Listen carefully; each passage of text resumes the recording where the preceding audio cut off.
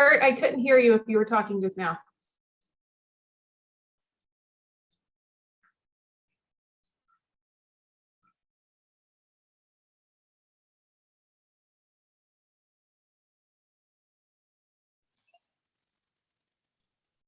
Kurt, I still can't hear you.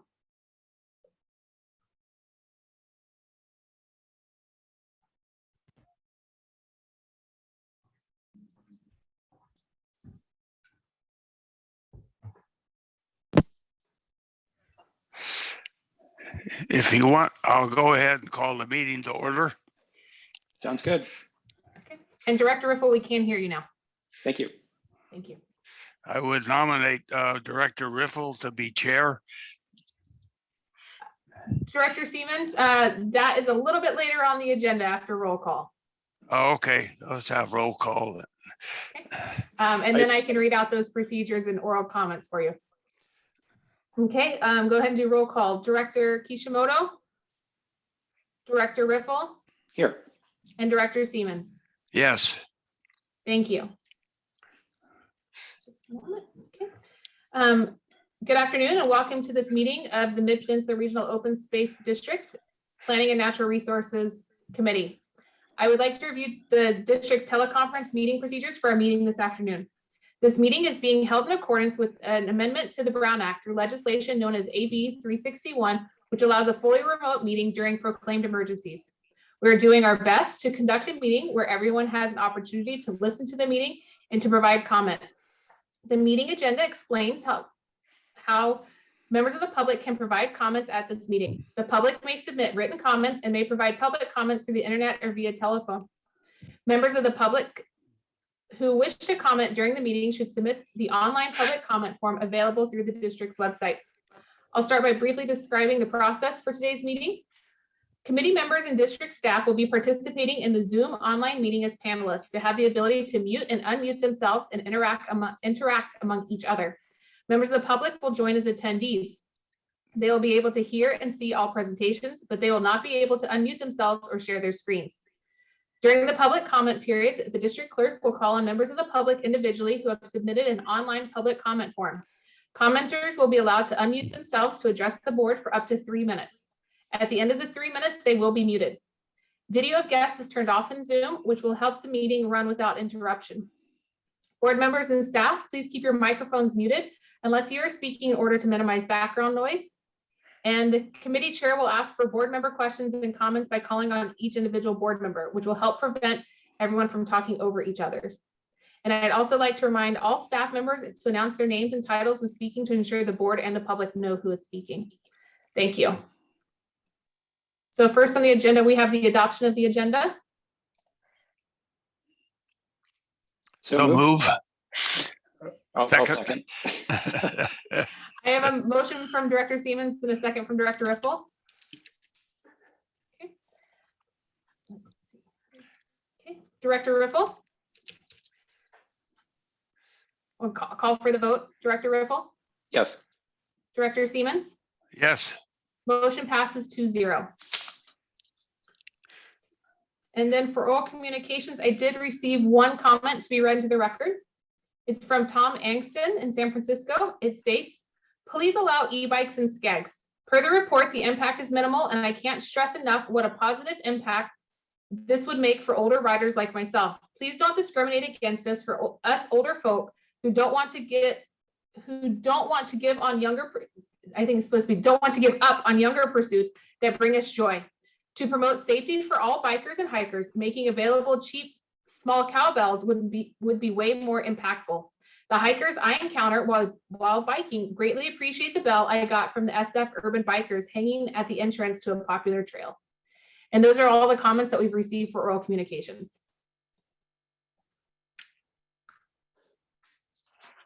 Next, we have the selection of the committee chair. I would move Director Riffle to be chair. Thank you, Director Siemens, and I would accept, and I'll second that nomination. Call for the vote. Director Riffle Yes. and Director Siemens. Yes, Motion passes 2-0. Great. Thanks. Jen, I should just let you run the rest of the meeting. You're doing so well. I'm good. I'm good. All right. Well, great. Let's keep going. And thank you. And thank you, Director Siemens. Looking forward to lots on our agenda as a committee this year and looking forward to working through it with you. And I'm just kind of keeping an eye for Yuriko, and it looks like Director Kishimoto just joined us or is in the process of joining us. So that's good timing. So next up is the approval of the November 16th, 2021 Planning and Natural Resource Committee meeting minutes. Is there any discussion about that? And first of all, Yuriko, can you hear us? Are you with us? Oops. I have joined. Yeah, sorry to be a couple of minutes late. Yeah. It's okay. And I hear that you are our esteemed chair, so congratulations. Well, I'm chair. I'm not sure esteemed, but certainly chair. So thank you. Yes. Okay, great. And yeah, and I was there at the last meeting, and the minutes look good. So I'm happy to move adoption of the minutes. Great. I'll second. Okay, we have a motion by Director Kishimoto, a second by Director Siemens. All those in favor? Or excuse me. Oh, roll call. Hopefully not much longer. Hopefully not much longer for the roll call vote. Yeah, I know, right. Director Kishimoto, aye. Director Siemens, Yes. and Chair Riffle. Yes, Motion passes 3-0. fantastic. Okay, thank you.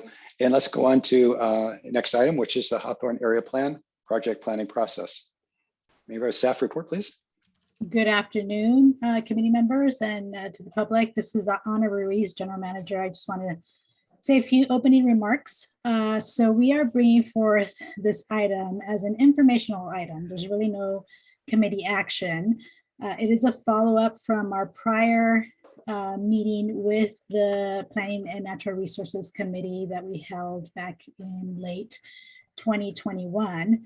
At that time, the Planning and Natural Resources Committee finalized the vision and goals for the project, which we are in the process of packaging together to bring to the full board of directors for their consideration and approval, which looks like it'll be either late this month or early next. But today we're coming back as a follow-up. There were a lot of questions around the planning process itself for developing the Hawthorne's area plan, as well as the public engagement opportunities for this plan. And we had a lot of discussion around the idea of a working group, which is really one of many different public engagement opportunities. And we're going to cover those with you today to show how those different public engagement components come in throughout the process. And we've really tailored the type of engagement based on the phase of the planning process. In some phases, workshops and broader outreach or more focused outreach to particular stakeholder groups is really helpful and beneficial to developing the plan. In other cases, developing or having a working group, particularly thinking about the public access component and looking at how resource constraints, natural resource priorities, land management needs will provide a framework for those discussions with the community. So we're going to review all of this with you and talk about both the planning process moving forward and the different public engagement components that have been identified throughout the process for this project. So with that, I'm going to hand this over to our project manager, Alex Casvara. Thank you, General Manager Ruiz. Can you all see me, hear me, and see my slideshow? Yes, to all the above. Marvelous. General Manager Ruiz set this up very well. My name is Alex Casvara. I am a planner with the Planning Department, and today we're here to talk about the Hawthorne's Area Plan. The General Manager's recommendation today is to review and comment on the Hawthorne's Area Plan project planning process and proposed public engagement opportunities. The PNR is not being asked to take any specific action this afternoon. Here is our meeting agenda. Staff will first provide an overview of the Hawthorne's area. and will then focus on the proposed process to develop the Hawthorne's area plan. Then we'll take PNR questions, open for public comment, and request PNR discussion. So I will ask if we may hold our questions until after the presentation, please. Which brings us to. Excuse me, Alex, just Yes, sir. before, it looks like a member of the public has their hand up. And maybe just to direct that member of the public that we will have the opportunity to hear from you during the public comment section, as well as our district clerk will display how to engage with us to make those comments. So just FYI. Thanks. If Jen, could you give us an overview on the public comment process, please? Yes, sorry, Zoom was having a little hiccup there. Thank you, Alex. So members of the public that have already submitted their request to provide oral comment or have already provided comments in writing, that will be following the committee's questions. And so I have already received one request to provide oral comment and one set of written comments that I'll read into the record.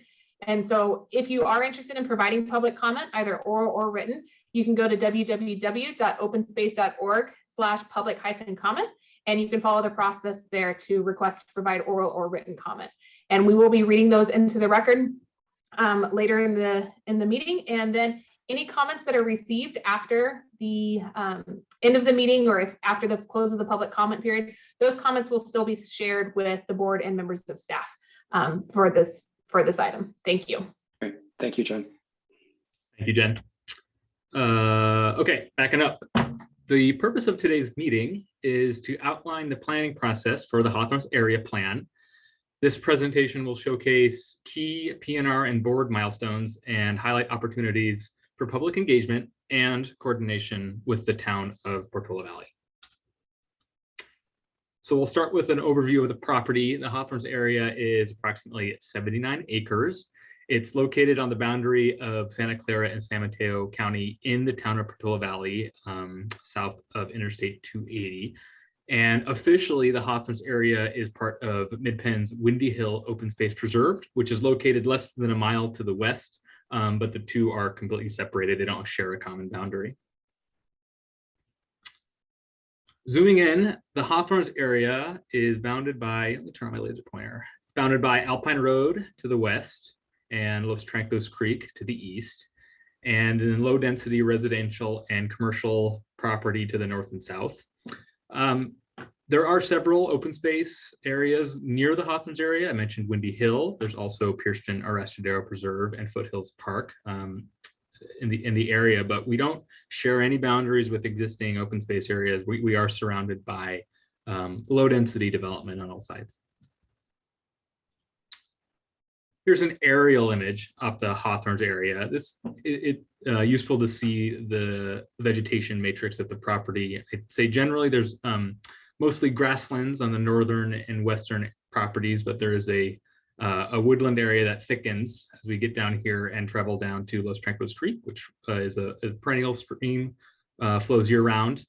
The topography of the Hawthorne's area is fairly hilly. There's a high point around here, and most of the property flows is downhill from this high point. There's another separate high point over here. And then in terms of existing improvements, you'll see these gray blobs mostly on the eastern portion of the property, and those are structures, and many of them are associated with a historic area, historic district, which we'll talk about a little later in this presentation. The Hawthorne's area is part of a vision plan priority project under Windy Hill. Here are the actions related to the Hawthorne's area right here. It says, open the Hawthorne's area, develop trails connecting to Portola Valley and Palo Alto trails, explore partnerships to protect, restore, and interpret historic buildings, and improve habitat conditions in Los Trancos Creek. And I've also included the Measure AA bond language down here at the bottom of this slide, which is similar but slightly different. The Hawthorne's area is subject to a conservation easement held by the Peninsula Open Space Trust. In general, the easement protects the natural features of the property and restricts future development of new structures, but it does allow for improvements associated with low intensity recreational uses. Here is some specific language from the conservation easement. The first allows passive recreational uses. The second mentions construction of trails or paths. And then finally, construction of a limited staging area as necessary to facilitate public access. The Hawthorns area was developed in the late 1880s as a summer estate for a prominent San Francisco family. Many original buildings and features remain. This is one of the barns on the property, but there's also a pretty big olive orchard shown on this photo on the left. Notably, the entire 79-acre Hawthorns area is eligible for the National Register of Historic Places as a historic district. The primary contributors to the historic district include the buildings centralized in the historic complex, which is what we refer to these down here, located on the eastern side of the property. And then in addition, landscape features like the olive groves, fences, and network of unimproved roads also contribute to the property's historic significance. Mid-Penn maintains a staff residence in the center of the Hawthorns area, which was constructed in the 1950s and is accessed via a paved driveway from Alpine Road. So here's the residence, and then here's the driveway. This modern residence and driveway, they don't contribute to the Hawthorns Historic District, but they are actively utilized by Mid-Penn. The Hawthorns area is mostly comprised of grasslands, oak woodlands, and non-native evergreen forests that provide a diverse landscape for native and special status wildlife. This slide depicts the key vegetation communities on the property. So this is very similar to the aerial, but you see these tan areas are all grassland areas, and the green are woodland areas. And this purple is the olive grove. I'll say from personal experience, the olive grove does extend to the other side of this driveway. So it's a little bit thicker than what's depicted on this slide, but you still get the general idea of where the grove is and what the rest of the vegetation communities of the Hawthorns area look like. These icons showcase some of the key natural resources that we are aware of at the Hawthorns area. So first, over here, Townsend's big-eared bat, which is a special status bat species, has been observed in the mansion building right here. And then moving over this icon, San Francisco dusky-footed wood rat nests have been observed throughout the entire property.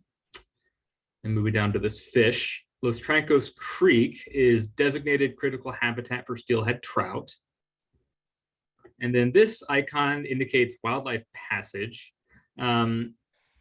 Many types of wildlife travel to and through the Hawthorns area. And although there are many fences that surrounding the area, we're still aware that this is a wildlife passage area. And then these two icons indicate grassland areas. Botanical surveys conducted at the property did not detect rare plants, but the district is investing in invasive species removal with our partner, Grassroots Ecology. We've conducted mechanical and hand removal of yellow star thistle and French broom for a number of years, and it's made a big difference in the grassland vegetation. The Hawthorns area is extremely scenic. The internal landscape is largely comprised of low elevation hillsides and ridgetops that afford beautiful views of the San Francisco Peninsula, the East Bay Hills, and the Santa Cruz Mountains. This map depicts the existing public trail system surrounding the Hawthorns area, and most notably, Alpine Road Trail travels along the northern boundary of the Hawthorns area and is frequently used by equestrians and hikers and cyclists and school-age children traveling throughout the community. The town has requested that the district and the town work together to realign and widen portions of Alpine Road Trail adjacent to the Hawthorns area. And some of the local trails we just reviewed may offer access opportunities to nearby open spaces, including Pierceton Rastadero, Foothills Park, and Windy Hill. So by integrating the Hawthorns area into the local trail system, this property could become an important component of the regional trail network. So that's all the existing conventions information that we wanted to cover with the property overview. And now we'll focus more on the area plan. The area plan would provide a comprehensive blueprint for the Hawthorns property by prescribing long-term uses and resource management activities. And because the Hawthorns area is currently closed to the public, the area plan will also establish a pathway for opening the property to public access. In November of last year, PNR reviewed the Hawthornes area vision and goals and recommended them to the board. And as General Manager Ruiz mentioned, the vision and goals will come before the full board at an upcoming board meeting, likely in late March.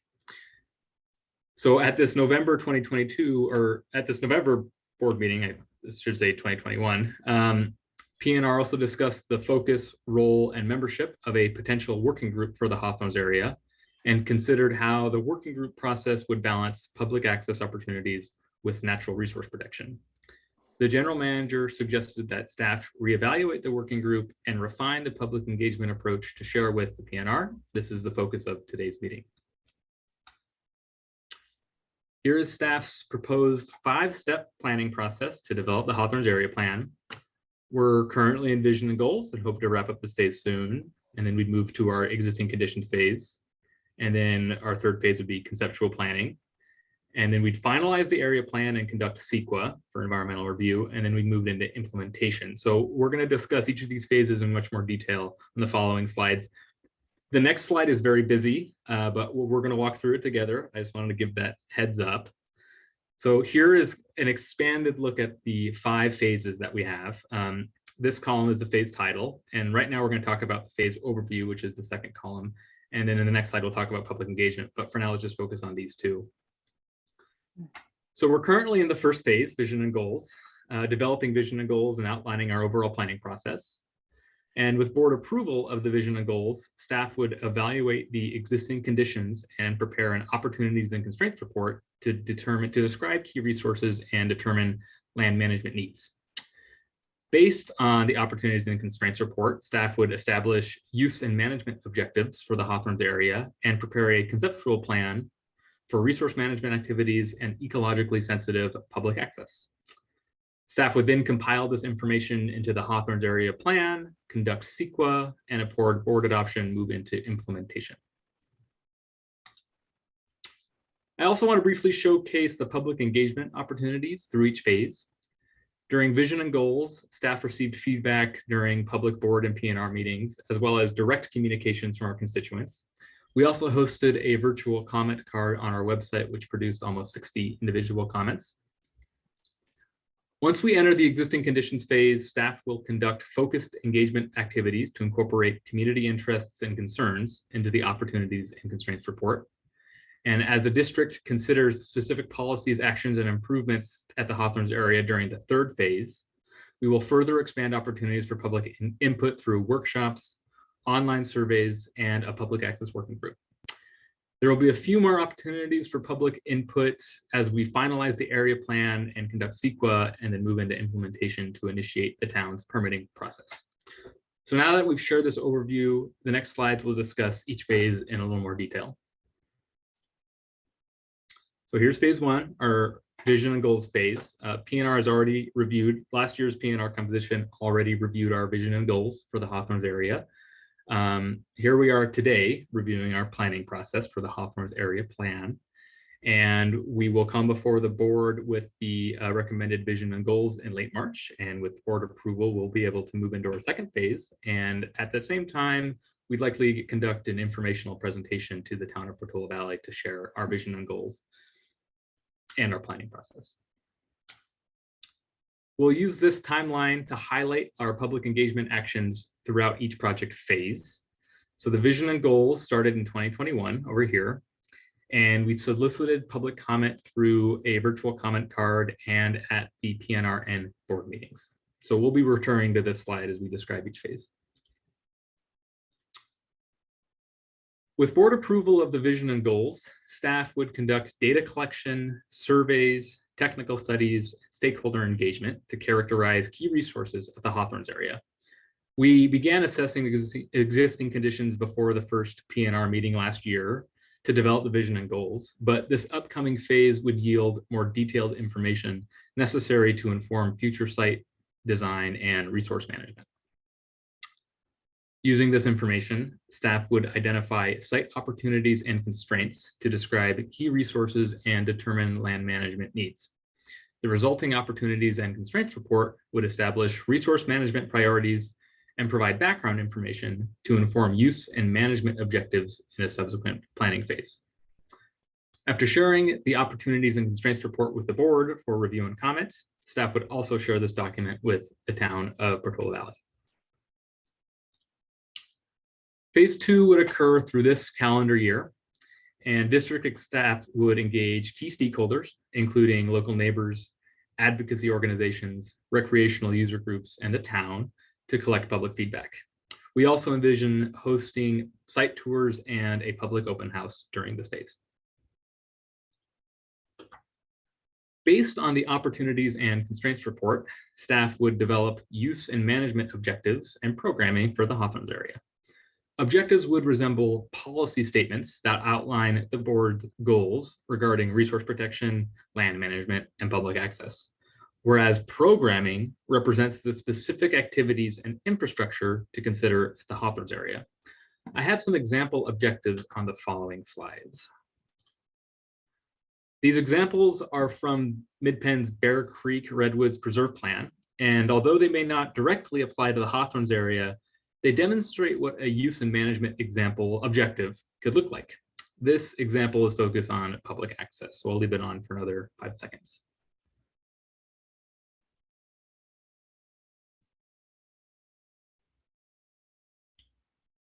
Now I have another example that focuses on special status species. This one is about bats, so I'll give you guys a second to read through this one while I get a sip of water.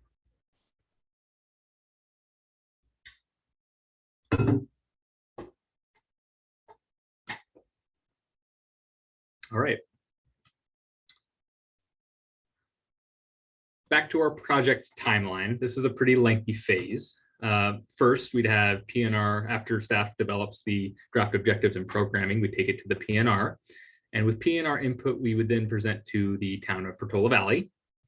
And with the town's input, we would incorporate those revisions and bring it back to the PNR for recommendation to the board, and then hopefully obtain board approval of the objectives and programming. And then we would move into our conceptual plan development.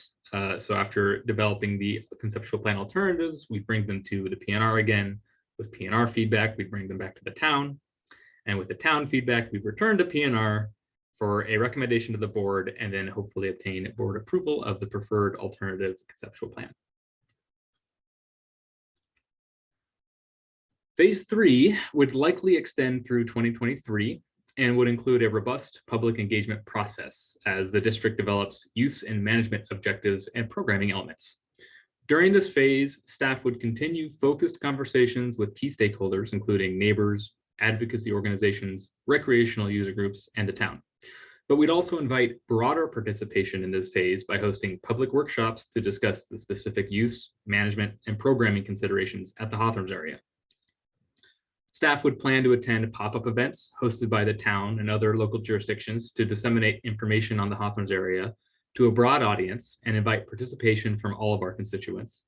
Staff would prepare and host virtual surveys and comment cards to facilitate digital engagement. And finally, we'd consider initiating a working group to focus on public access to the Hawthorns area. Let's spend a second on the working group because this is a special tool that would require a fair amount of effort from staff. The working group would create a forum of local and regional perspectives to collaborate with the district on a plan for introducing public access to the Hawthorns area. Ultimately, the working group's goal would be to develop conceptual plan alternatives that identify potential trail systems, trailhead locations, parking area locations, and low-intensity recreational uses. The working group would be framed by the information and board guidance developed through the preceding phases, including vision and goals, existing conditions, opportunities and constraints, use and management objectives, and programming. So then after development of our conceptual plan, we would move into our 4th phase. Staff would compile the existing conditions, use and management recommendations, and conceptual plan into the Hawthorns area plan for board review. The draft Hawthorns area plan would become our CEQA project description, and staff could then initiate environmental review. This phase would ultimately conclude with board adoption of the CEQA findings and approval of the area plan. Finalizing the area plan and conducting CEQA would occur in 2024, and there will be a few more opportunities for public input during PNR board meetings and during the CEQA public comment process. With board approval, the district would begin implementing the natural resource and land management objectives outlined in the area plan. Staff would also initiate the final design, delivery, and construction process for public access facilities.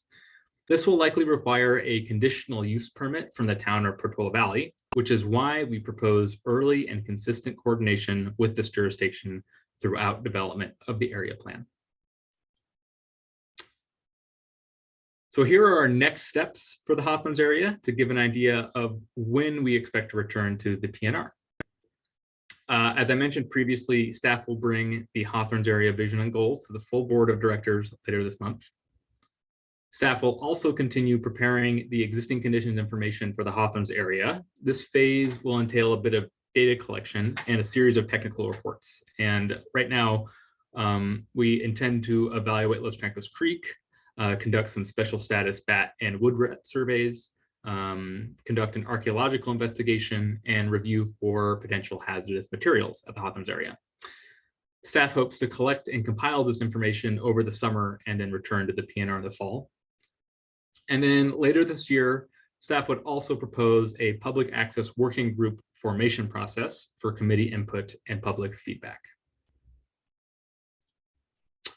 Thus concludes our presentation of the Hawthornes area project planning process. Here again is the general manager's recommendation. So we look forward to a discussion of these materials. So Director Riffle, I'll turn it back to you.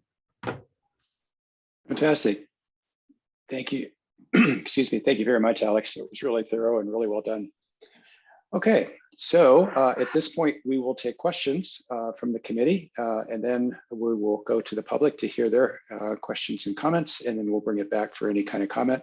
And again, we don't have to take any action today, although I will ask staff, are there any other specific questions or other issues you need us to address? But I'll do that when we get towards the end, just to make sure that we've covered what you needed us to. So with that, I'm going to look for hands from my colleagues on the committee.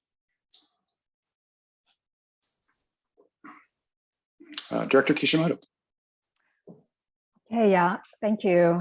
So, yes, I've been serving on the PNR for the last 2 years as well, and so, and I, of course, over the years, I've been out to Hawthorne a number of times, including with the representatives from Portola Valley. So I very, very aware of how complex this is, and so I do really appreciate all the thought I know that staff has put into trying to think through how this works.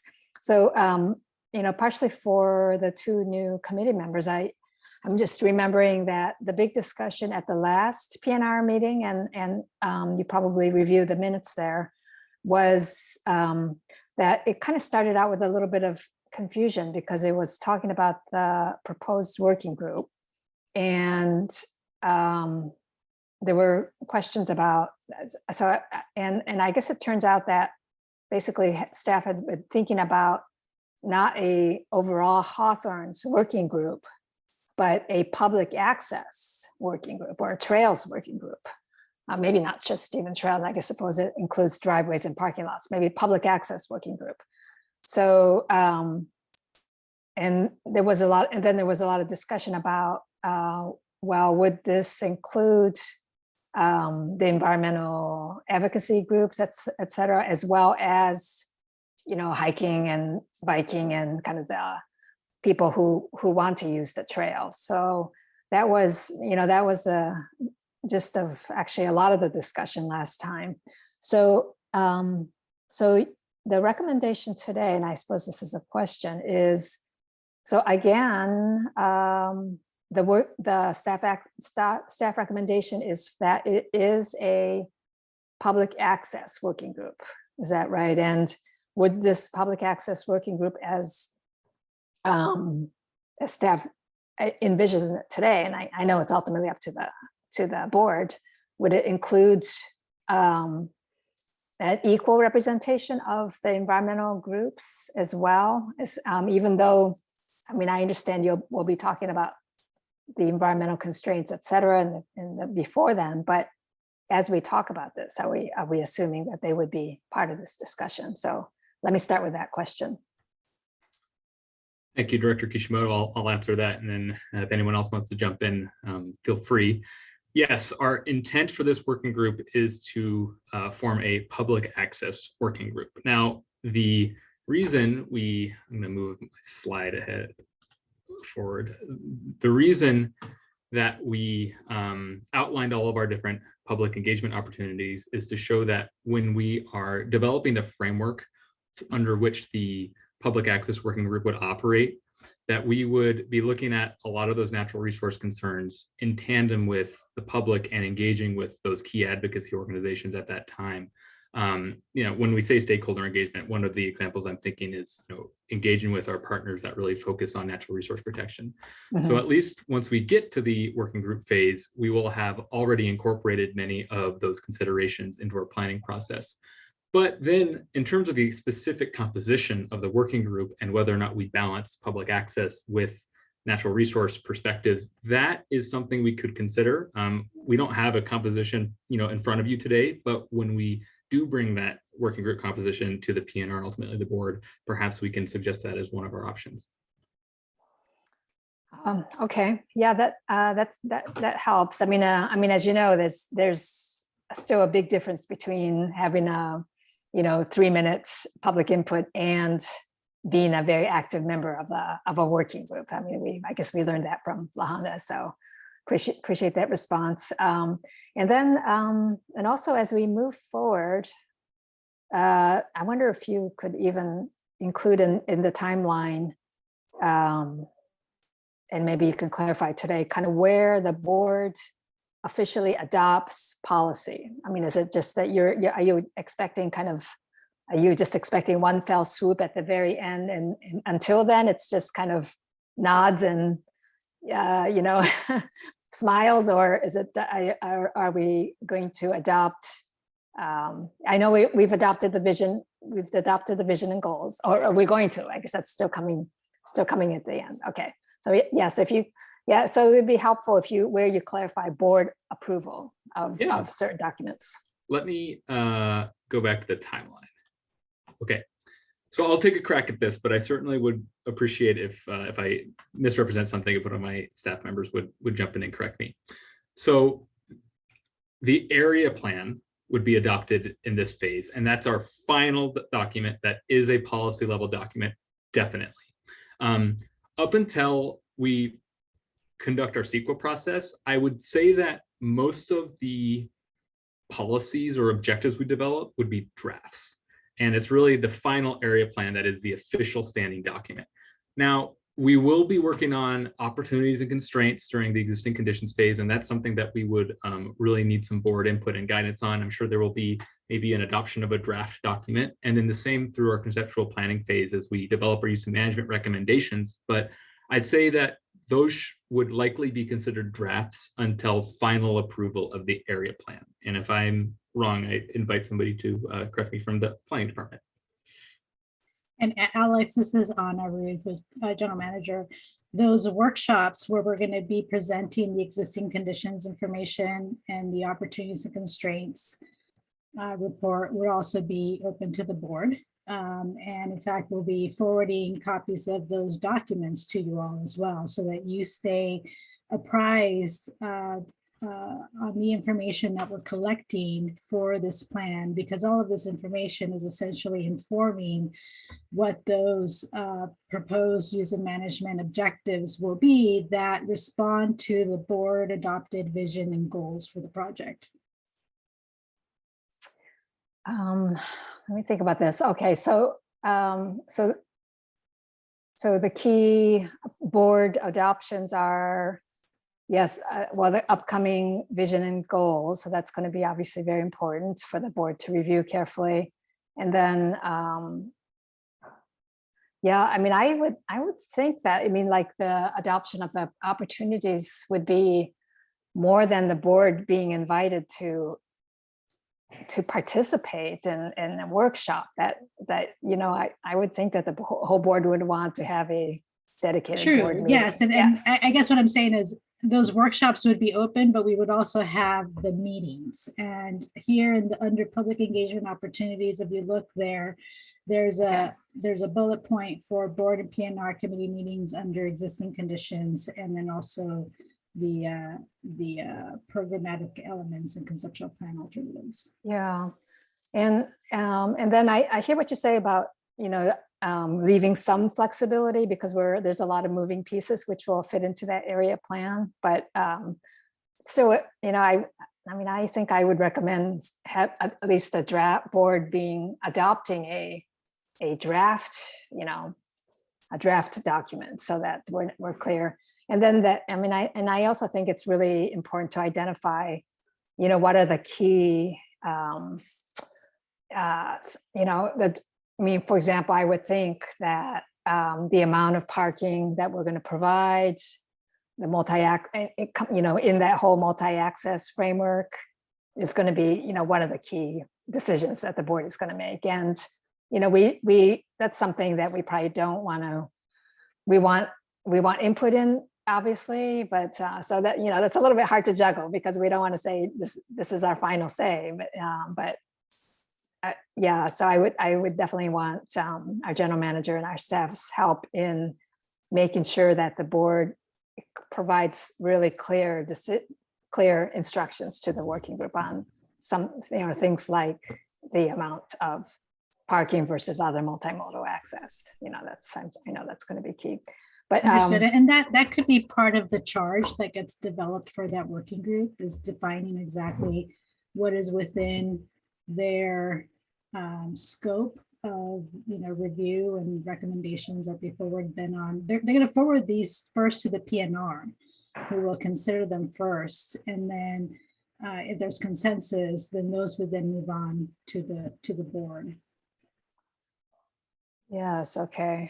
Well, let me stop there for now, and I may have a second round of questions, but let me turn it back to our chair. Thank you. Thank you. Thank you for all your work. It looks like Jane, did you have a comment? Yes, thank you, Director Riffle and Director Kishimoto. Jane Mark, Planning Manager. Very good questions. As we have emphasized here, is the board definitely and committee have opportunity to address the many different components of the draft plan along the way. So, for example, in the programming and conceptual planning phase, the objectives, or what you might call the draft policies, Director Kishimoto, will be brought forth to the PNR and the board. And that's a key milestone step for board and committee input. And then those programmatic elements, those aspects of what will guide the development of the design alternatives, those will also be presented to the committee and the board. Ultimately, all of this will be packaged into a draft plan, which will be what we would propose as the project description for environmental review. And that will be brought to the committee and the board. So there's a lot of checkpoints here in terms of every step of the way as we develop the new policies and objectives for the future use and management of Hawthorne's area. Hopefully that clarifies it more. Thank you. Thank you, Jane. Great, thank you. Before I go to my questions, Director Siemens, I don't know if you've had, I don't see your hand. So, but before I do, Jen, could you display how public could make comments? Because it looks like we've had quite a few people that have added since you last put that up. So I just want them to get ready for the public comment portion. Could you go ahead and take care of that for us? Absolutely. Alex, do you want to go there since it's already in your presentation and you might need to go to other slides in your presentation? Yeah, I'm getting there. There we go. There we go. Thank you.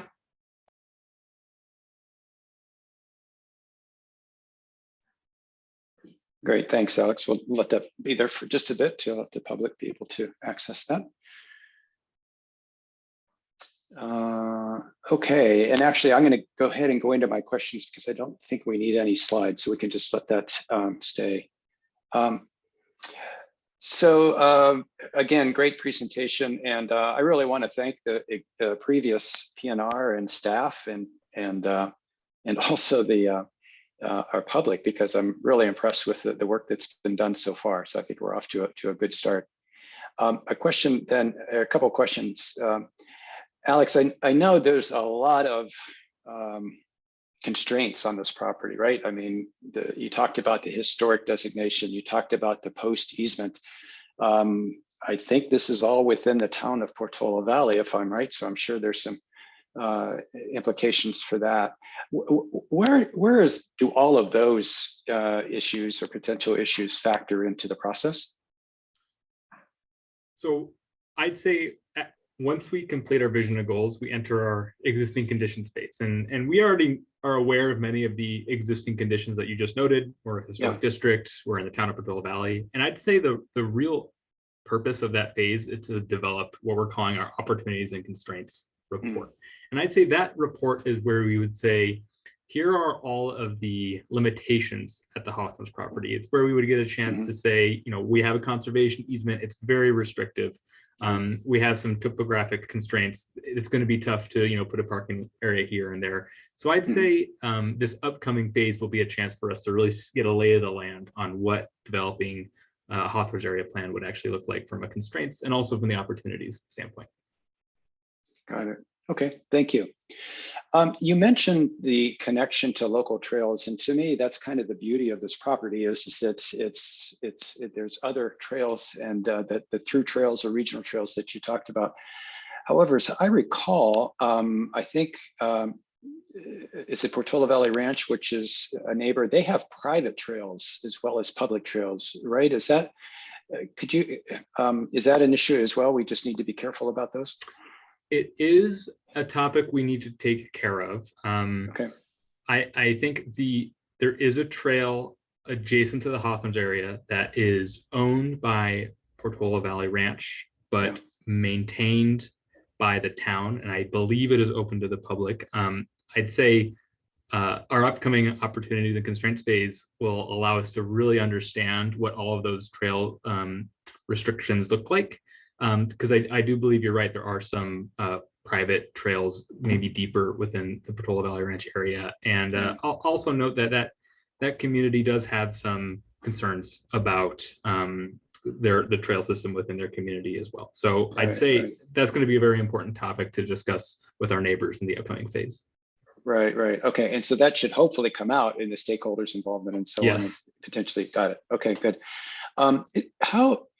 Alex, how will the historic the historic buildings and portion of the property, how's that going to work with this process? I mean, or is it going to be included? Alex, I can handle that one. Thank you.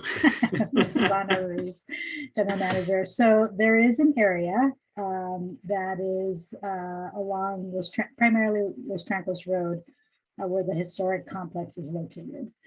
We are looking at that carefully. We're doing some assessments separately from this process to look at each individual building that's located there. There's a complex of buildings.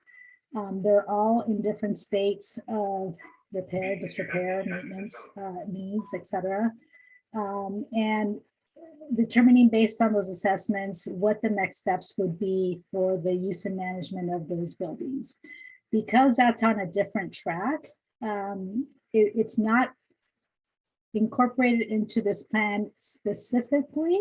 However, the plan will note it and will identify opportunities that might exist to incorporate that area into the use and management of the broader property. And as I mentioned separately, we are placing focused energy and time in that site itself to develop more specific recommendations and decisions for those buildings. That again is separate from this process, but will be folded in a broader sense as part of this area plan. Great. Okay, thank you. One other question, and then I'd like to get to either Director Siemens or go right to our public. And that is the Alpine Road Trail. And boy, I hope we can work something out, because right now that trail is on a pretty steep embankment right next to Alpine Road. I hope that we can figure something out there. However, that's I think a pretty popular trail for school children right, is during, if you will, the school commute time for the kids. And I guess back to you, Alex, is I guess that's something that's going to be folded into some of those upfront pre-existing condition type things, because I'm thinking like safe routes to school and you know, and children using that trail. Yes, not much to add other than, yes, we're aware that that's a very high interest area and a big opportunity for the Hawthornes area is Alpine Road Trail. It is very popular.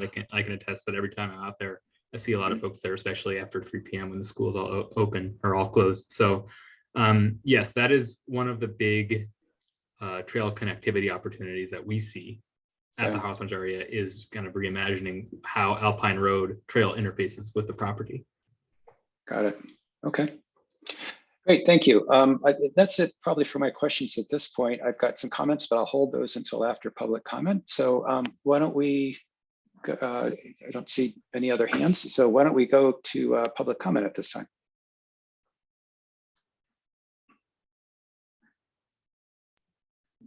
Thank you, Director Riffle. Give me just a moment to pull up the timer and share it on the screen. So, thank you. We do have one request to provide oral comment at this time, and it is from Jeremy Dennis in Portola Valley. So, Mr. Dennis, you can unmute yourself and you have 3 minutes.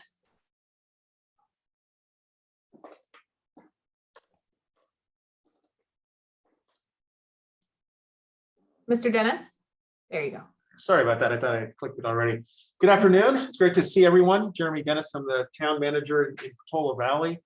First, I wanted to send my thank you to the entire team at MidPenn for continuously keeping us updated and included in the ongoing conversations. In particular, I want to thank Alex. I really appreciate the ongoing communications, emails, and the like. I wanted to make just a brief comment to something that Director Riffle mentioned a moment ago. I do appreciate you mentioning that there's opportunities related to continuing a dialogue with the residents of the Portola Valley Ranch and concerns that they may have related to connectivity issues. So I appreciate that there will be a continued effort in that regard. I also appreciate that there's going to be opportunities to speak to connectivity issues around the Alpine Road trail that currently exists. I'd be remiss not to mention opportunities to talk about that trail in conjunction with the project would be appreciated from our end. Our trail is something that we'd like to see improved, and conversations with the staff in the past have been very fruitful, and want to continue to have that dialogue as it relates to potentially seeing the trail moved a little bit off of our own right of way, perhaps into MidPenn property, just to make that a better experience for all. As usual, we stand by to be of any assistance that we can, particularly in ensuring that the message about what the work MidPenn is doing gets out to our community. And if there's anything else you need from us, you know where to find me. Thank you very much.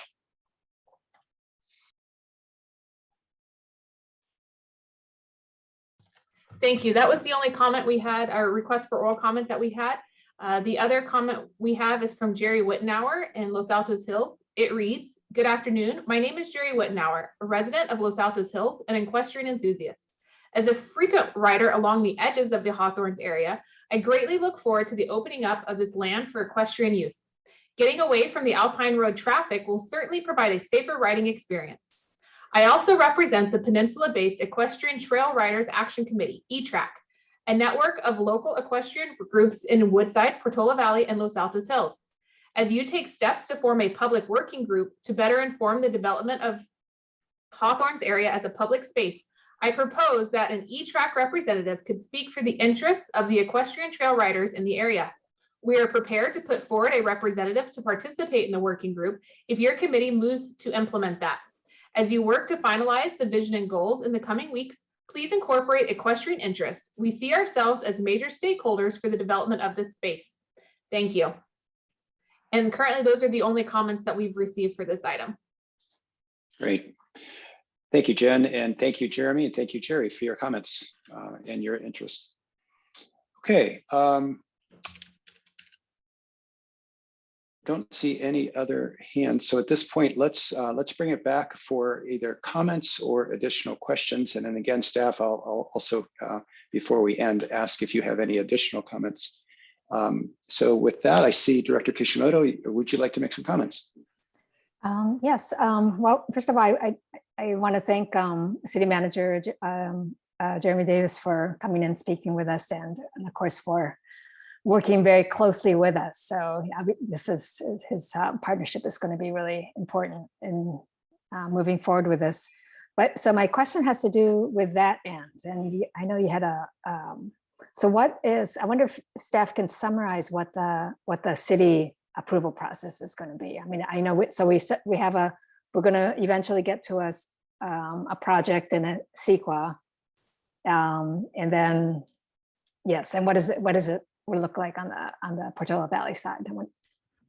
Yeah, I can take it. This is Alex Casbara, Planner 3. I can take a crack at that and then maybe ask Jane Mark to elaborate a little bit. So any changes we propose at the Hawthorns area, whether it's a change in use or a new type of infrastructure for low intensity recreation, would necessitate a conditional use permit issued by the town of Portola Valley. And typically that permit would be issued by their planning commission. Sometimes it might come from their town council if there's an appeal. But I think we are ultimately, after our board adopts the area plan and approves the CEQA findings, their planning commission will need to engage, or will need to initiate the use permit process to have a similar finding from them. Oh, so you said the planning commission is authorized to give the approval? I believe so. Oh, wow. Okay. And they don't approve the EIR, but they're what do you call that? They do have to adopt the CEQA finding, but they would use our CEQA document I see. for their I see. decision. Okay, great. And so are you ready for me to combine some comments together with my questions? Yeah, in fact, we are in the comments section, but if Okay. if you had questions, that's okay too. But yeah, we're definitely in Sure. the comment and deliberation. So go ahead. Okay. Well, one suggestion is, before we bring it to the board and to the larger public as well, is, to avoid that same problem of confusion again. If we were seeing this as primarily a public access working group, I think it's really important to label it a public access working group. So otherwise people will expect there will be a working group about the whole the entirety of the Hawthorne area plan, really. If I remember in the public, that's what I would think. So it's a public access working group, and I would like to see a recommendation come from either PNR or adopted at the board about that we would expect it to include representatives from, at least some representatives from the environmental, some balance with the environmental advocacy and education organizations. And then to Director Riffle's question was asking about the historic area. And yes, and I would think that walking through the olive orchards area and the farm area would be a really delightful part of any visit to the preserve. So that's in that area right around there.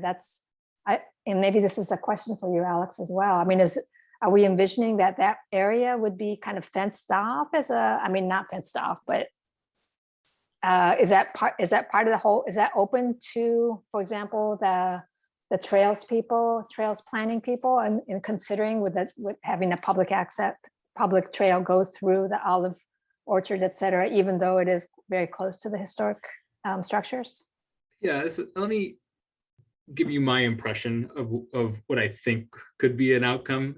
I'd say our highest sensitivity from a public access, site security, and safety standpoint are the buildings. Now, the olive grove does come within maybe a couple 100 feet of the buildings, but just the edge of the grove. I would say there are some trail opportunities to go through the olive grove without getting too close. Alex, sorry for interrupting, but could you maybe go back to a map Because I Yes. think this is an important topic, and I think the map might help us, especially our public, just to make sure we're Sure. all on the same page. Let Sorry. me, no, just give me a second to actually get a map so I don't share something strange. Okay. Can you see my screen? Yes. All right. So here's the historic complex. And then I'd say right at this contour, oh, I can maybe use a laser pointer so it's brighter. Right at this contour line right around here is where the olive grove starts coming in. You can see it very clearly over here, these spaced out trees. It still exists down here, but the trees are bigger or maybe more overgrown with other species. I'd say that we could bring the public through this area. You can tell it's pretty steep, but maybe like right down here where it flattens out a little bit without getting too close to the historic complex. I think that is an option. We would definitely have to think about how much visibility we give the historic complex and if that would affect, ultimately what we would like to see done with that area, or if it would create a public hazard just by, having so much visibility. But I think there is a chance to utilize the olive grove for public access without getting too far into the historic complex. Okay, I really would hope that the public would be able to walk in that area because, to me, the importance of the historic district is not just the buildings, but the fact that there was a little farm there with so it's it would be really it would seem like it would add a lot to any visit to be able to do that. And the one, maybe another related question is are those olive trees revivable at all, or has anybody taken a look at that? Perhaps I can ask Cody if you have any thoughts on that. Cody, are you available to comment on that topic? Good afternoon, Cody Fuentes Winter, Senior Resource Management Specialist, and I lead the vegetation program for the district. So the olive groves have not been managed in quite a number of years. So they are much different than what you would normally see in a cultivated site. So it would take a decent amount of effort to get it back into shape to where they would be producing olives at what you would consider for like a cultivated site. So there would be definitely some work to be had in those locations, but it is possible. It is possible. Okay, great. I know. Yeah. So I think that would be great to consider in the future. And let me see if I have any questions about this area plan.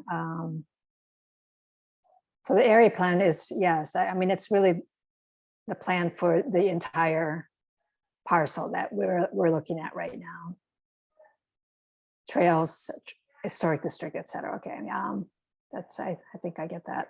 Okay, well, let me turn it back to the president while I continue to think about this, see if I have any other questions or comments later. Thank you. Thank you, Director Kishimoto. Director Siemens. Yes, I didn't have any questions earlier, but I had a couple of comments and thoughts, particularly after reading the draft, the minutes that we approved from the last meeting. I think the goals and objectives that are going to the board looked pretty reasonable. The second thought was the working group. I envision that as being pretty much like what we did at La Honda. It's a public access working group. And since I consider our organization, for the most part, also an environmental organization, I don't want to have the committee get too bogged down and sidetracked when they're thinking about public access improvements and things like that. Certainly our staff will be at those meetings and bringing a level of reality to their deliberations. So I think, yes, it might be nice to have a member that's from the environmental community, but let's not get, I think we have plenty of checks and balances elsewhere.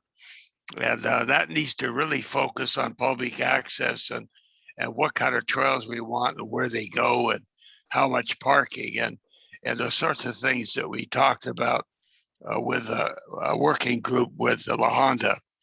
And the second thing is, of course, is to make sure that that we don't include the historic building complex area as part of what the working group is talking about, other than to identify constraints about what might happen around that facility. That again is like our general manager said, it's a separate project, it's a separate track. And so this particular thing is to figure out how we want the public to access the property. And I think the working group can do a really good job like they did with La Honda. And but let's be careful when the board gives them their charter that we don't put too many constraints. We want to make sure they have a good free flowing list of ideas. And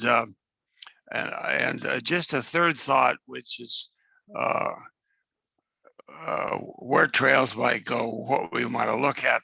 I think that'll come out pretty nicely as part of the project. And yeah, I agree. People should have a chance to look at things like some of the historic things, but let's make sure we don't interfere with too much with what's happening there. Just a last thought about certain kinds of access.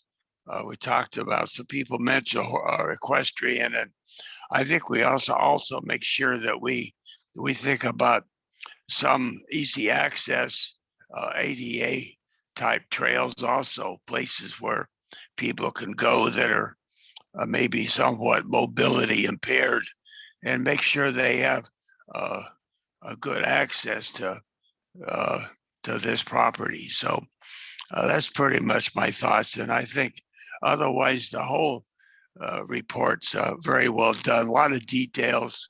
It's going to take a while, but I think we're going to, the way it's laid out, I think we'll do it right. And I think, hope that Portola Valley is also happy with our efforts. So, and continues to be. So anyway, thank you. That's pretty much my thoughts. Thank you. Great. Thank you, Director Siemens. I'm going to make a few comments, but Alex, just a heads up, I'm going to turn it then back to you to ask us any questions, or to make sure just that you had received everything you needed from us. So just I'll let you collect your thoughts on that. So overall, I'm pretty much in agreement with my two colleagues. As I mentioned, I really like the vision and goals. I like the process that's been laid out. I like the opportunities that the public, in all the different versions of the public, are going to have to provide their inputs. And as far as the working group, I would agree, I think, with both of my colleagues that let's focus that on the public access working group, and let's be clear right up front that that's what it's about. I think that's the right focus for public access. It's the public access working group. And I think that there are many other opportunities as you look through this process for the other or for the multiple organizations to have their inputs here.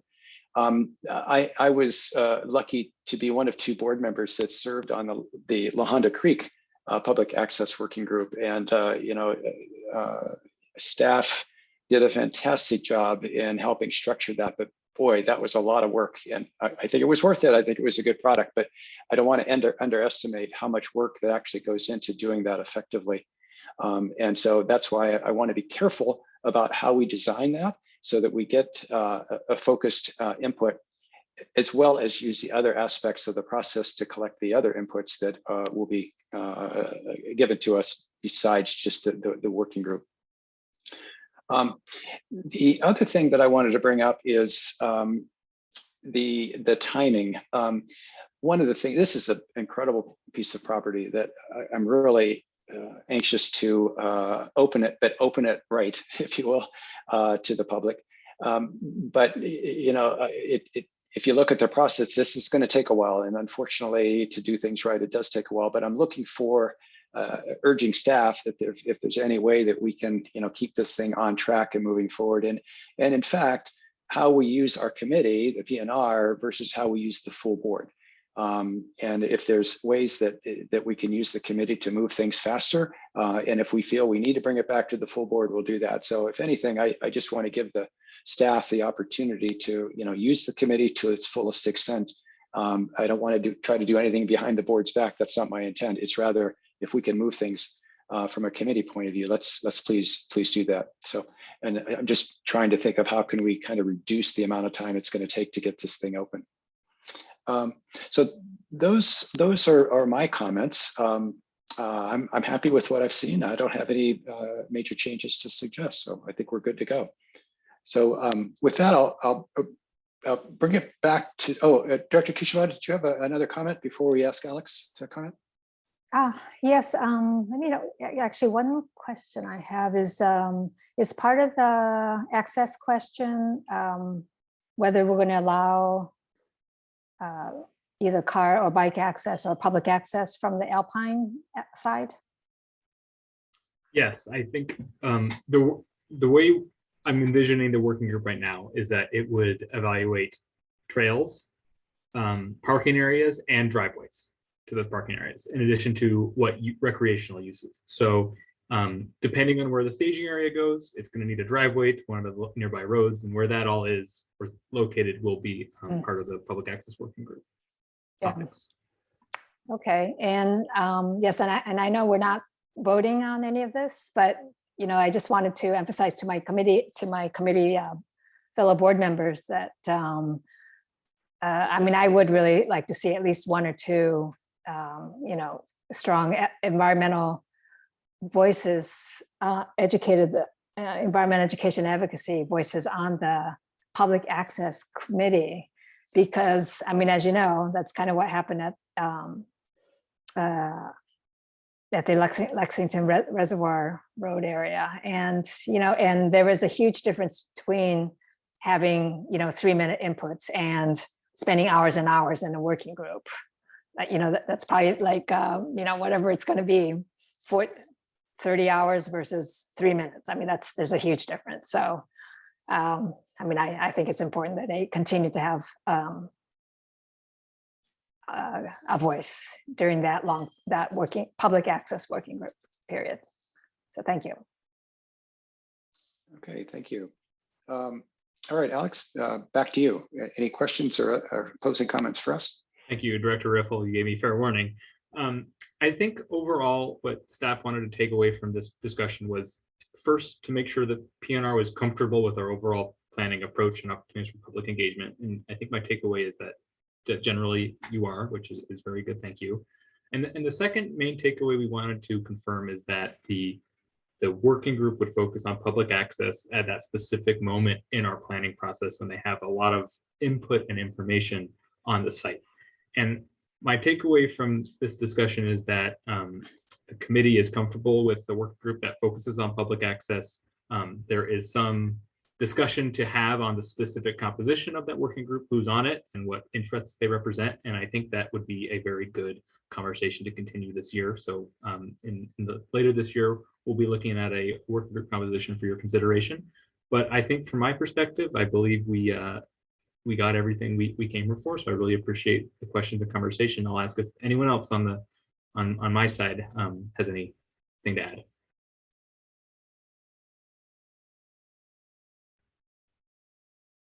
Alex, I'm not seeing any hands, so I'm assuming everyone is good with your comments. Thank you. And the only other thing would be is we still have a fair number of people from the public attending, so thank you. But as far as Alex, how do we make sure that the public understands, how they can stay engaged and what's next and so on? Let me think about that for a second. Well, the vision and goals board meeting on March Mhm. is our next big milestone. And Okay. I would encourage anyone who's on the call, if you're not already signed up for our Windy Hill interested parties list, since Hawthorne's area is part of Windy Hill, you can please sign up for that list on our website. All of our public notifications regarding the Hawthorne's area will be announced through that forum first. And then monitoring our Hawthorne's area page website will be helpful too as we enter our next planning phases, because I'm sure that's where we will announce further opportunities to engage in our process. Great. Okay. With that, I believe we've accomplished what the agenda asked us to do. To my colleagues, anything else to add? No? Okay. Thank you very much to staff. Thank you very much to my colleagues, and especially thank you to the public for letting us know your thoughts and for helping us with this process. With that, this meeting is adjourned. Thank you. Thank you, everybody.